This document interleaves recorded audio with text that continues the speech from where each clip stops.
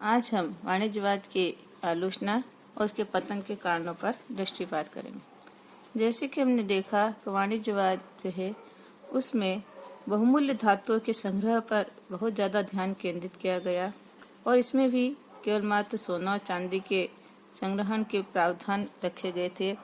इस कारण जो है लोहा, इस्पात और अन्य धातुओं की उन्होंने उपेक्षा शुरू कर दी थी।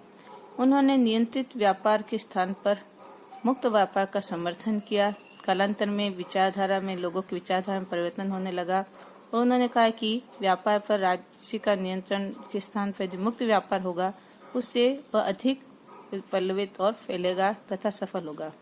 बहुमूल्य धातुओं के संग्रह के लिए वाणिज्यवाद से प्रेरित होकर के नैतिक नियमों पर ध्यान नहीं दिया गया और जो उपनिवेश विभिन्न देशों ने अपने गृह देशों के व्यापारिक विकास के लिए स्थापित किए, वहाँ पर उन्होंने नैतिक नियमों को ताक में रखकर और उन्होंने वहाँ के आर्थिक और भौगोलिक जो खनिज संसाधन थे उनका दोहन करना शुरू कर दिया था। इसलिए नैतिक नियमों पर भी जो है कुठाराघात हुआ।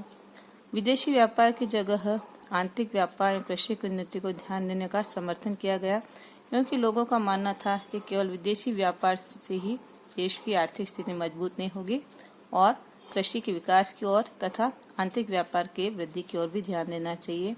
वाणिज्यवाद का अनुकूल व्यापार संबंधी विचार भ्रामक था, क्योंकि निर्यात पर अधिक जोर देने से विदेशी व्यापार अधिक समय तक नहीं चल सकता। यानी एक देश केवल मात्र निर्यातक देश ही बना रहे और यदि उपनिवेश या स्थानों से वह आयात नहीं करेगा तो वहाँ की अर्थव्यवस्था जो है वह बिगड़ जाएगी और इस प्रकार केवल मात्र अनुकूल व्यापार के ऊपर जो जोर दिया गया वह भी व्यवहारिक दृष्टि से अधिक समय तक सफल नहीं हो सकता था।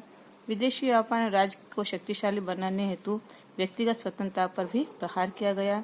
उपनिवेशों की स्थापना संबंधी भ्रामक विचारों से उपनिवेशों का आर्थिक शोषण करना एवं कालांतर में उपनिवेशों ने गृह देशों के विरुद्ध जो वहाँ अत्याचार किए जाए थे उनके विरुद्ध वहाँ क्रांतियाँ हो गई और वो उनके हाथों से निकल गए तथा उन्होंने स्वतंत्रता प्राप्त कर ली।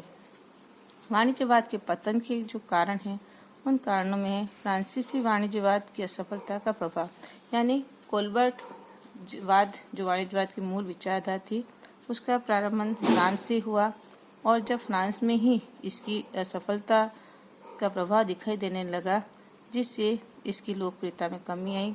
कृषि की शोचनीय स्थिति यानी कृषि को दूसरे स्थान पर महत्व दिया गया, जिससे कृषि के जो है स्थिति में गिरावट आई और खाद्य पदार्थों की कमी आने लगी, जिसके कारण खाद्य पदार्थों को क्रय करने के लिए भी जो है विदेशों से आयात करना पड़ता था।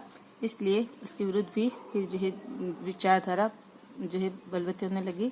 व्यक्तिगत आवश्यकता की पूर्ति हेतु सोने चांदी स्थान पर अन्य वस्तु खाद्य सामग्री अधिक उपयोगी समझी जाने लगी और स्वतंत्र व्यापार की मांग ने धीरे धीरे जोर पकड़ा।